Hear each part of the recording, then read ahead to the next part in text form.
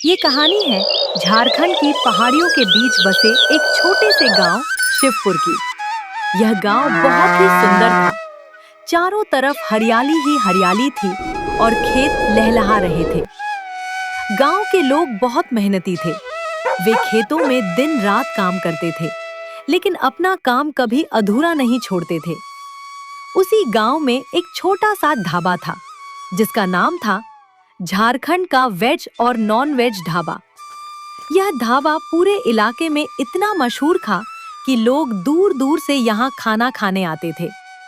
उसी ढाबे पर काम करता था एक व्यक्ति, जिसका नाम था मंजीत। मंजीत अपने उसूलों का बहुत पक्का और ईमानदार इंसान था। वह ग्राहकों से बहुत प्यार और इज्जत से पेश आता था, इसलिए ढाबे पर आने वाले लोग भी उसे बहुत पसंद करते थे।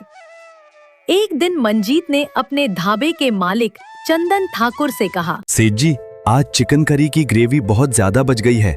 रसोइयों ने पूछा है कि इस ग्रेवी का क्या किया जाए। इसमें चिकन के टुकड़े भी अब खत्म हो गए हैं। रसोइयों को बोल दो अभी ग्रेवी फ्रिज में रख दें, बाद में देखा जाएगा क्या करना है। जी सेठ जी। मंजीत फटाफट से ढाबे के रसोई घर में जाता है। वहाँ पर 3 से 4 रसोइये हमेशा काम करते रहते हैं। कोई चिकन करी बना रहा होता है, तो कोई मटन करी बना रहा होता है, तो कोई वेज पनीर टिक्का और पनीर मसाला बना रहा होता है। तभी मंजीत सभी से कहता है, सेठ जी ने कहा है कि चिकन करी की ग्रेवी फ्रिज में रख दो, बाद में बताएंगे इसे कहाँ फेंकना है। तभी उनमें से एक रसोइया मंजीत की बात सुनकर बोलता है, फेंकना है? यह बात हजम नहीं हुई। अरे भाई, मैं सेठ के यहाँ 15 सालों से काम कर रहा हूँ। यहाँ आज तक ढाबे का एक भी दाना नहीं फेंका गया है। चाहे खाना खराब हो गया हो या ग्रेवी बच गई हो, सेठ उसे अगले दिन इस्तेमाल करवाता है। तुम्हें अभी 2-4 महीने आए हुआ है, तुम्हें पता चल जाएगा धीरे धीरे। मंजीत को ये बात सुनकर थोड़ा अजीब लगा। वह मन ही मन सोचने लगा कि अगर खाना खराब होगा तो उसे फेंका ही जाएगा। इसमें सोचने वाली क्या बात है। तभी बाहर से चंदन ने आवाज दी, अरे मंजीत, सुनते हो?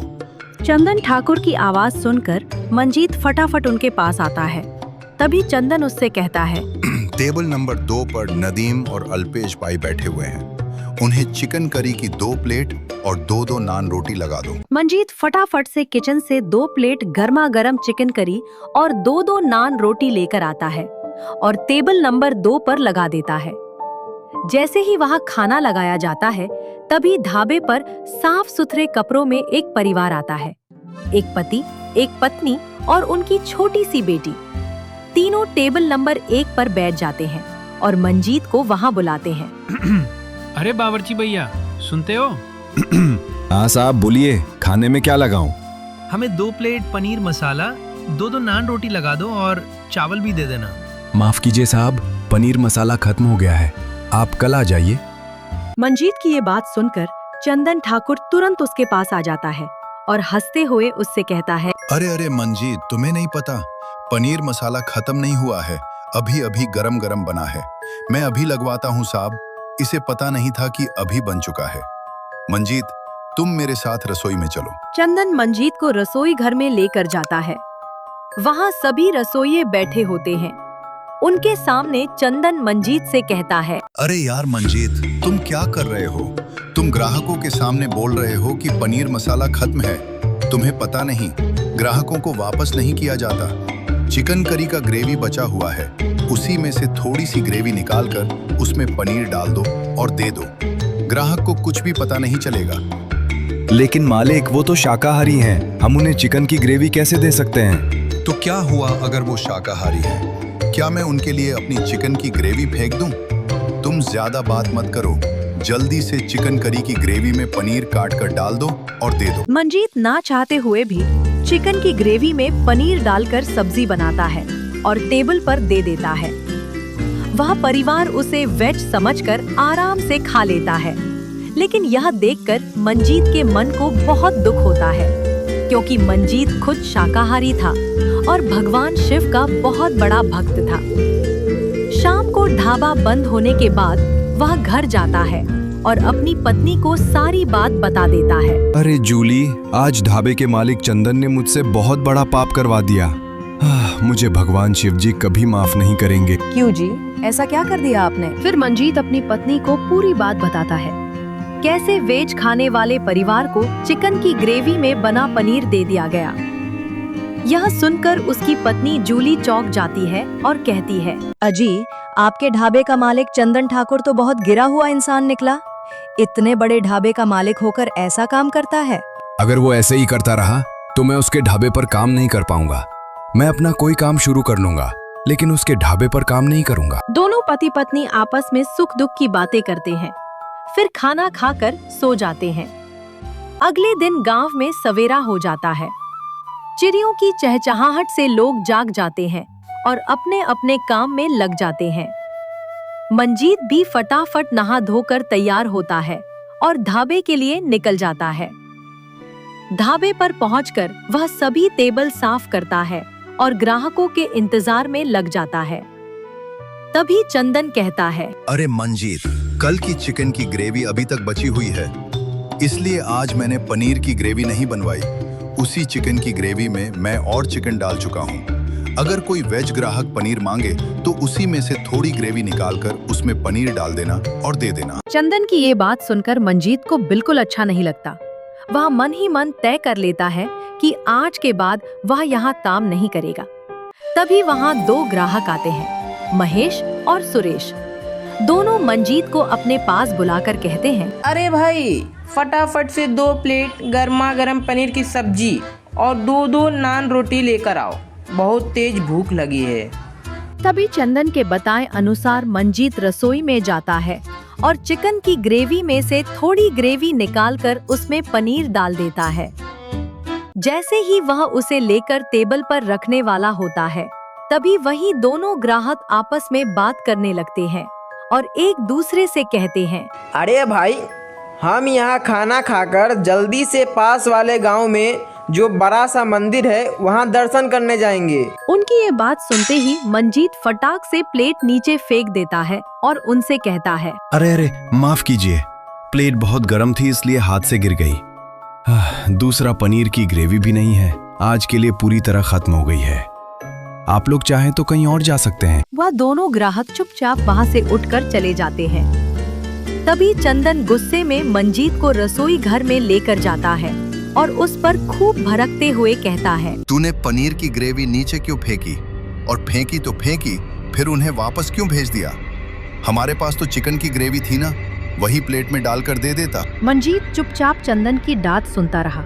जब मंजीत का सब्र जवाब दे गया, तब वह बोल पड़ा, मुझे तेरे ढाबे पर काम नहीं करना, समझा? मैं अभी के अभी तेरा ये ढाबा छोड़कर जा रहा हूँ।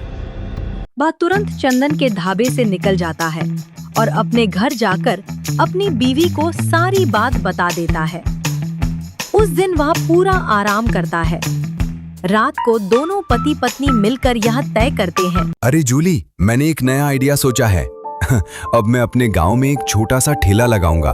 उस पर गर्मा गर्म पनीर टिक्का, पनीर मसाला की सब्जी, नान रोटी और चावल बेचूंगा। पूरा शुद्ध वेज छोटा सा ढाबा ठेले पर लगाऊंगा। मुझे पूरा विश्वास है कि वेज खाने वाले ग्राहक मेरे पास ही आएंगे। जूली को भी मंजीत की बात सही लगती है, इसलिए दोनों रात में ही तय कर लेते हैं कि कल से अपना छोटा सा ढाबा ठेले पर शुरू करेंगे। फैसला करके दोनों सो जाते हैं। अगली सुबह गांव में सवेरा होता है। चिड़ियों की चहचहाहट और सूरज की किरणें सबके घरों पर पड़ती हैं।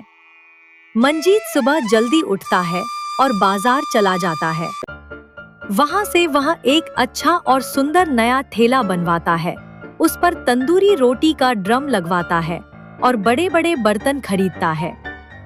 साथ ही वह बड़े पैमाने पर पनीर, सब्जियां और सभी तरह के मसाले खरीदकर घर ले आता है। उसकी पत्नी जूली खाना बनाने में बहुत माहिर थी। वह फटाफट पनीर के छोटे छोटे टुकड़े काटती है और घर के ताजे मसालों, टमाटर, प्याज, दही और मसालों से एकदम खुशबूदार पनीर की सब्जी बना देती है। साथ ही स्वादिष्ट पनीर टिक्का भी तैयार कर देती है। उधर मंजीत तंदूरी ड्रम में गर्मा गर्म नान और रोटियां सेकने लगता है। जब सारा खाना तैयार हो जाता है तो मंजीत उसे अपने ठेले पर सजाता है और सीधे चंदन के ढाबे के सामने जाकर ठेला लगा देता है। ठेले पर बड़ा सा बोर्ड लगा होता है, शुद्ध शाकाहारी वेज ढाबा। लोग उस नए ठेले को देखकर आकर्षित होने लगते हैं। तभी दो लोग मंजीत के पास आकर कहते हैं, अरे वाह भाई, क्या साफ सफाई है और क्या खुशबू आ रही है पनीर की सब्जी की। एक प्लेट पनीर की सब्जी और 2 रोटी लगा दो, थोड़ा सा चावल भी दे देना। अरे हाँ भाई, ठेले की साफ सफाई देखकर तो बहुत ही अच्छा लग रहा है। मुझे भी एक पनीर टिक्का और चावल लगा दो। धीरे धीरे पूरे गांव के लोग मंजीत के ठेले पर ही आने लगे। जो भी चंदन के ढाबे की तरफ जाता, सामने लगे साफ सुथरे ठेले और शुद्ध शाकाहारी वेज ढाबा का बोर्ड देखकर वहीं आ जाता, क्योंकि वहां साफ सफाई भी ज्यादा थी और खाना भी ताजा बन रहा था। उस दिन चंदन के ढाबे पर बिल्कुल भी धंधा नहीं हुआ। चंदन सोच में पड़ गया कि आखिर सारे ग्राहक कहाँ जा रहे हैं। रात को ढाबा बंद करते समय जब वह बाहर निकलकर देखता है तो सामने मंजीत अपना ठेला लगाकर खड़ा दिखाई देता है। चंदन तुरंत उसके पास जाता है और कहता है, अरे मंजीत, ये तूने ठीक नहीं किया। मेरे ढाबे के सामने तूने अपना नया ठेला खोल लिया है। इसका तुझे बहुत बुरा अंजाम होगा। चंदन मंजीत को डराकर और धमकाकर वहां से चला जाता है। मंजीत अपना ठेला वहीं लगाए रखता है। चंदन अपने घर तो चला जाता है, लेकिन पूरी रात बेचैन रहता है और सोचता रहता है कि इस ठेले का क्या किया जाए। अगर यह ठेला मेरे ढाबे के सामने से नहीं हटा तो मेरा धंधा बिल्कुल बंद हो जाएगा। उधर मंजीत रात को घर लौटकर खाना खाता है और चैन की नींद सो जाता है, लेकिन चंदन पूरी रात जागता रहता है। रात में उसे एक चालाक आइडिया सूझ जाता है और वह थोड़ा सुकून से सो जाता है। अगली सुबह गांव में सवेरा होता है। चंदन अपने ढाबे पर पहले से ही 4-5 फूड कर्मचारियों को तैयार करके रखता है। जैसे ही मंजीत अपना ठेला खोलता है, चंदन तुरंत उन 4-5 फूड कर्मचारियों को उसके ठेले पर भेज देता है। वे फूड कर्मचारी मंजीत के पास जाकर कहते हैं, अरे ओ भाई, तुझे यहाँ ठेला लगाने की किसने परमिशन दी है? यह जमीन सरकार की है, समझा? तेरे पास ठेला लगाने का लाइसेंस है या नहीं? ऐसे ही कहीं भी ठेला लगाकर धंधा शुरू कर दिया? और तेरे खाने को देखकर तो लग रहा है कि खाना बासी है। मैं सब समझ रहा हूँ सेठ जी, आपने मुझे परेशान करने के लिए ही इन्हें बुलाया है। मेरा खाना बिल्कुल ताज़ा और साफ सुथरा है। अरे ओ भाई, हम किसी के बुलाने पर नहीं आते। जहाँ भी गलत काम होता है हम खुद ही पहुँच जाते हैं। अभी तुरंत अपना ठेला बंद कर। कांस्टेबल, इसका ठेला तुरंत समेट लो। वहीं खड़ा चंदन ये सब देखकर हंस रहा होता है। मंजीत चाहकर भी कुछ नहीं कर पा रहा था, क्योंकि सामने सरकारी आदमी खड़े थे और चंदन भी बड़ा हैसियत वाला था। मंजीत बेबस खड़ा सब देख रहा था, लेकिन मन ही मन अपने भगवान शिव को याद कर रहा था। वह ऊपर आकाश की ओर देखते हुए भगवान शिव से कह रहा था, हे महादेव, क्या मैं गलत कर रहा हूँ जो मुझे ये फल मिल रहा है, या मुझे यूं ही सताया जा रहा है? मेरी सहायता कीजिए प्रभु, मेरी सहायता कीजिए प्रभु, मेरी सहायता कीजिए प्रभु।